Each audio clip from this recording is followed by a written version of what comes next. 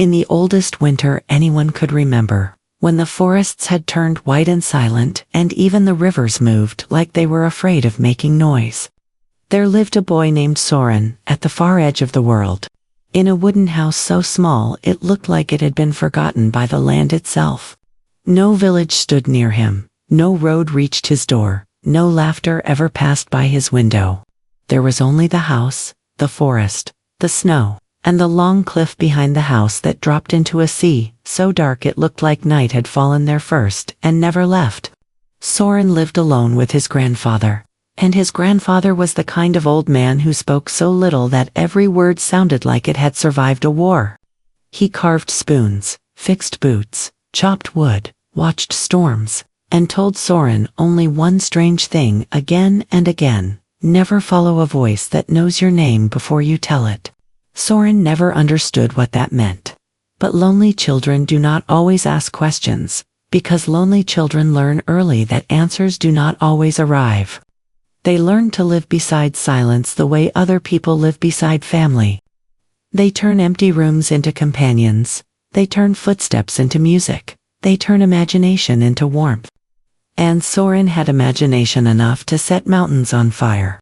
He imagined kings hidden under the sea, sleeping wolves made of stars, and towers so high they stitched the sky back together when it tore. But imagination is a strange gift, because the more beautiful it becomes, the more clearly you feel the emptiness around it. At night, when the wind slid under the door, and the house groaned softly in the cold, Soren would lie awake and listen to his grandfather breathing in the next room. And he would think the same thought, he never said out loud: "One day I will be the only voice in this house." He was right. It happened on a morning so still it felt unnatural. No crows, no wind, no crack of branches outside. Soren woke and knew before he moved that something had ended. He stepped into his grandfather's room and found the old man sitting upright in his chair by the window. Hands folded, snow light on his face, eyes closed as if he had simply become tired of the world and decided to stop arguing with it. On his lap sat a small iron key hanging from a thread of black wool. Nothing else. No letter, no last words, no explanation, just the key. Soren buried him alone behind the house beneath a bent pine tree, where the roots clung to the cliff like fingers. He said nothing during the burial because grief, when it first arrives, is too enormous for language. It does not come like crying, it comes like weather. It changes the air. It bends the world. It leaves you standing in the same place, but nothing is where it was before. That night the house sounded bigger than ever. Every board creaked like a stranger. Every shadow seemed to pause and stare.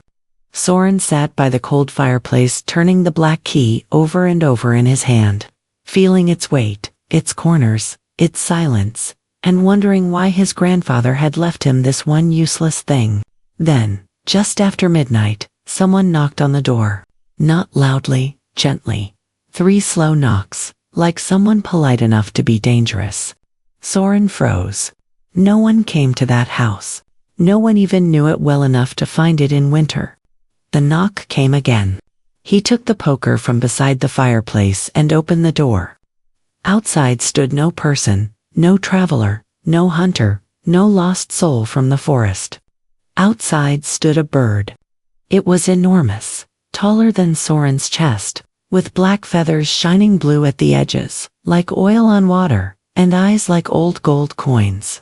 Around one leg was tied a strip of faded red cloth, and hanging from its beak was a little silver bell that made no sound at all when it moved. The bird tilted its head and looked at the key in Soren's hand. Then, to his horror, it spoke. Not like a human, not cleanly, but clearly enough. It said, "You took your time." Soren slammed the door so hard the walls trembled. He stumbled backward, heart hammering, breath caught somewhere between fear and disbelief. He waited for another knock. None came. Minutes passed. Then a scratching sound began at the window. He turned. The bird was there, outside the frost-covered glass, staring in at him with those terrible gold eyes. Then it lifted one wing and pointed, not at the forest, not at the sea, but at the moon. Soren followed its gesture, and only then did he realize something was wrong. The moon was too low. Far too low. It hung above the horizon like a lantern dropped by a careless god, huge and pale and close enough that he could see dark marks crossing its surface like bars. Bars. Soren went cold. The moon was inside something. At dawn, against every lesson his grandfather had ever given him, against every instinct fear had sharpened inside him, Soren followed the bird. It led him through the snow-choked forest, across frozen streams, between pines heavy with ice, deeper and deeper into a part of the world where even sunlight seemed unsure of itself. The silence there was different from the silence near his house. It was not peaceful. It was waiting. Branches leaned overhead like ribs. Strange footprints appeared in the snow and vanished a few steps later. Sometimes Soren thought he heard someone walking beside him, just beyond the trees, matching his steps perfectly, then stopping whenever he stopped. But each time he looked, there was nothing. The bird never slowed, never spoke again, only kept leading him as if it had always known he would come. By noon they reached a valley Soren had never seen before, though he had lived near those woods all his life. It was impossible. That valley? Too deep, too wide, too hidden. Its walls curved inward like the inside of a giant bowl, and at the very center of it stood a colossal figure made of stone and fur and old stitched leather, taller than any tower Soren had ever imagined. It was a giant. Not a giant from fairy tales, not clumsy and roaring and foolish, but something ancient and sorrowful and immense. It sat on the valley floor, with its back against the mountain wall, knees drawn up, head bowed slightly, as if it had been sitting there for centuries and had become part of the earth through sadness alone. Across its lap lay a birdcage so vast it could have held a cathedral, forged from black metal and silver bone, and inside that cage hung the moon. Not the reflection of the moon. Not a piece of it. The moon itself, burning softly in prison light. Soren could not breathe. The giant raised its head. Its face was not monstrous. That was the worst part. It looked tired. Its eyes were pale, almost human, filled with the unbearable exhaustion of something that had lived too long with one wound. When it saw the key in Soren's hand, it did not roar. It whispered, and the whole valley trembled. Finally, Soren wanted to run.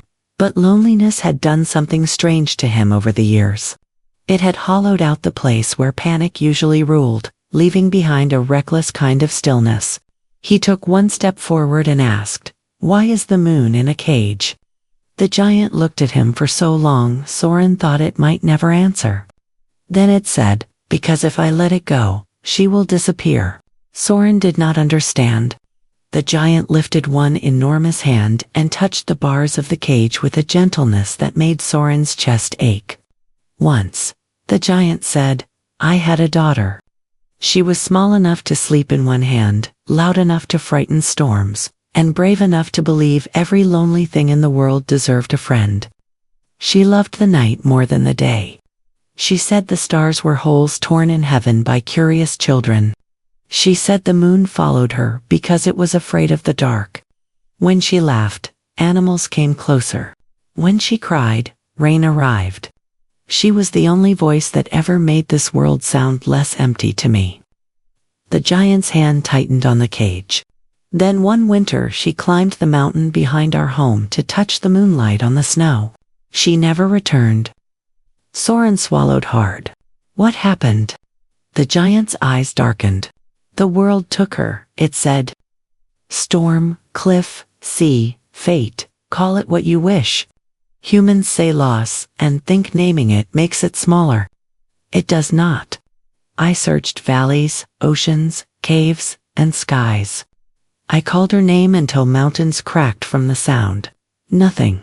Then one night I looked up and saw the moon shining over the place where she vanished. And I could not bear that it still moved on as if nothing had happened. So, I climbed the sky, caught the moon, and put it in a cage. If the night could not return my child, then the night would go nowhere without her." Soren stared in disbelief. "You trapped the moon because you were lonely. The giant looked at him with a pain so old it seemed to have roots. "No," it said. "I trapped the moon because I could not survive being left behind by the only light that knew my name." Those words entered Soren like cold water. Because beneath the terror of the valley, beneath the impossible birdcage and the imprisoned moon, he recognized something. Not the giant's power, not its grief, but its loneliness. The kind that changes shape until it no longer looks like sadness. The kind that turns love into possession, memory into prison, silence into obsession. Soren knew that feeling. He had felt it in the empty house, in the chair by the window, in the rooms that no longer answered when he spoke. He had only never had the strength to do what the giant had done. Days passed in the valley, though they were strange days, dim and silver, because without the moon crossing the sky properly, night and dawn had begun to tangle into each other. Soren should have left. He knew that. But he did not. Perhaps because he had nowhere else to go, perhaps because the giant spoke to him in the evenings. Perhaps because being near another lonely creature, even one large enough to crush forests by shifting its hand, made his own loneliness sound less loud. The bird nested above them in the giant's shoulder fur. The moon glowed silently in the cage. And each night the giant told stories about his daughter. How she made crowns from nettles and insisted they were royal gold. How she once tried to teach thunder to sing quietly. How she believed every cage in the world was secretly ashamed of itself. Soren listened, and slowly, almost against his will, he began telling stories too. About the house, about the cliff, about his grandfather's warning, about the winters that felt endless, and the fear of hearing no voice but his own for the rest of his life. The giant never laughed, never interrupted. It only listened with that grave, impossible stillness. And for the first time since his grandfather died, Soren felt heard in a way that did not hurt. But the world beyond the valley was breaking. Nights became too bright in some places, too dark in others. Tides failed. Wolves howled at empty skies. Fishermen lost the sea's rhythm. The stars drifted like confused birds. The moon was not decoration. It was a promise. And promises, when imprisoned, rot everything around them. Soren understood that before the giant did, or maybe before the giant was willing to admit it. One evening, as silver light poured through the bars of the cage, Soren climbed onto one of the giant's great boots and said, "You have to let it go." The giant's face became stone. "No, the world is changing," Soren said. "It is hurting." "So am I," said the giant. Soren flinched. The answer was too honest to fight easily. He looked at the cage, at the moon caught behind black bars, and said softly, "If your daughter loved lonely things, then she would hate what you've done to this one." The valley went still. The bird lifted its head. The giant did not move for a long time. Then, in a voice deeper than thunder, buried underground, it asked, "And when I let it go, what happens to me?" Soren had no perfect answer. That was the cruelty of grief. You can tell someone how to free the world, but not how to survive the silence afterward. So he said the only true thing he had. You stay lonely, at first. Then maybe one day you stop building cages out of missing people. The giant closed its eyes. A tremor passed through the mountains. For a moment Soren thought the giant might crush him, or send him away, or simply refuse forever. Instead, it opened its eyes and asked, "What is the key for?"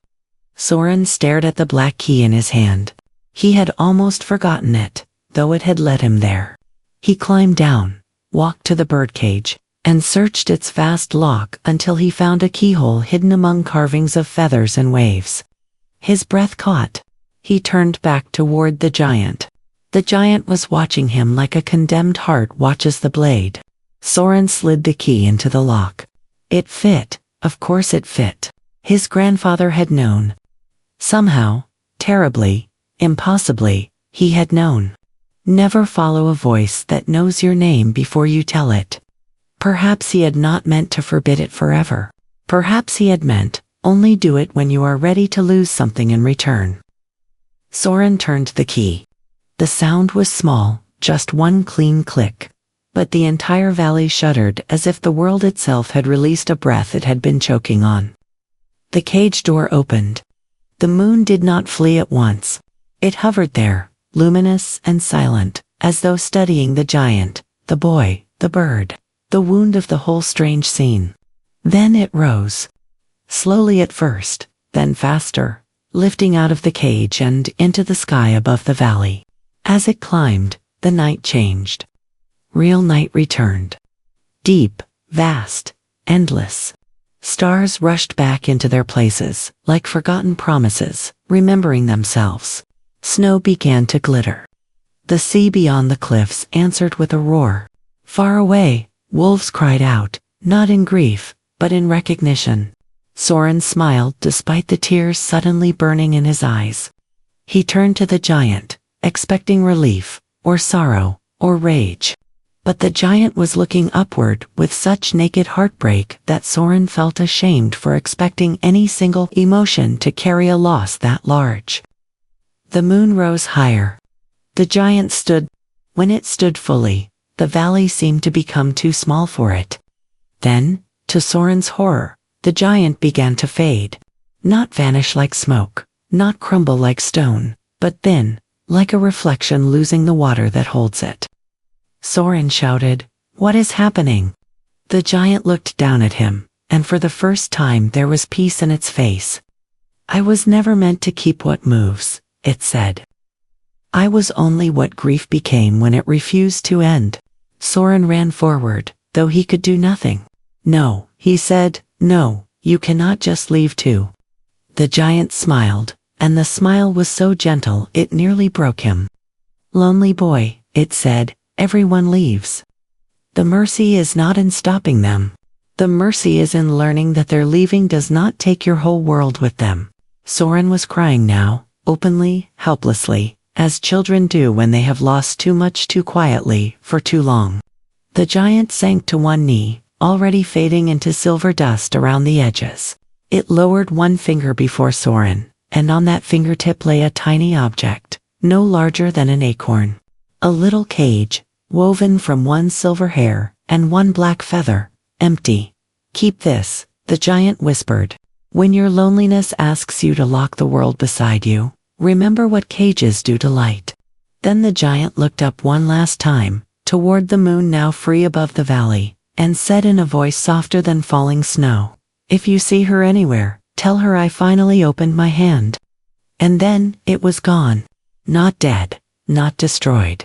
Gone in the way certain sadnesses go when they have finally been named aloud and released. The valley stood empty except for the broken cage, the blackbird, and the boy.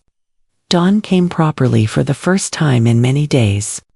The bird landed beside Soren and nudged his hand once with its beak, almost kindly.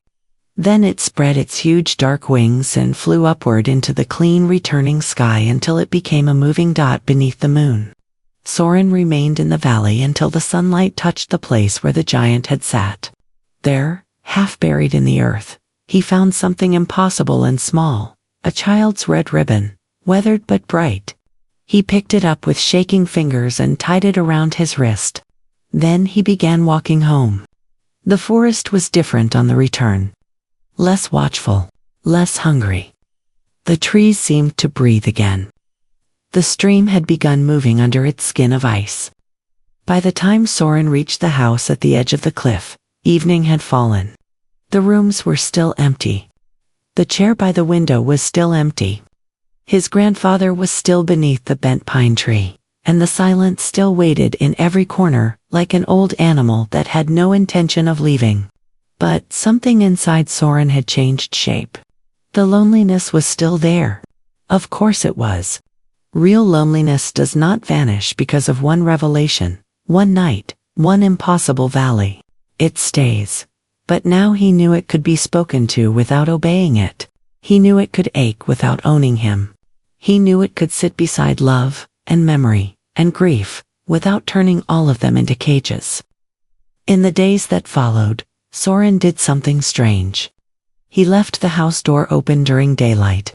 He began placing an extra cup on the table, Not because he believed his grandfather would return, but because he wanted the room to remember welcome. He repaired the fence. He cleared a path through the snow. And when travelers, very rarely, began passing near the cliff again, now that the moon and tides were right, Soren invited them to warm themselves by the fire. Some stayed an hour, some a night, some returned the next winter, just to see whether the lonely boy in the wooden house still lived there. He did. Years later, they would say there was a strange young man at the edge of the world who listened better than anyone alive, who watched the moon as if it were an old friend he had once helped escape, and who kept a tiny empty cage hanging beside his door. If anyone asked him why, he would smile in that faraway way of people who have survived deep winters inside themselves. And he would say, because love is not the same thing as holding. Because grief can grow claws if you feed it wrong. Because the loneliest heart in the world once taught me that light dies where it is trapped. And on certain nights, when the moon was huge and low and silver over the sea, Soren would stand by the cliff with the wind in his hair and feel the old emptiness stir. The old fear of being the only voice left.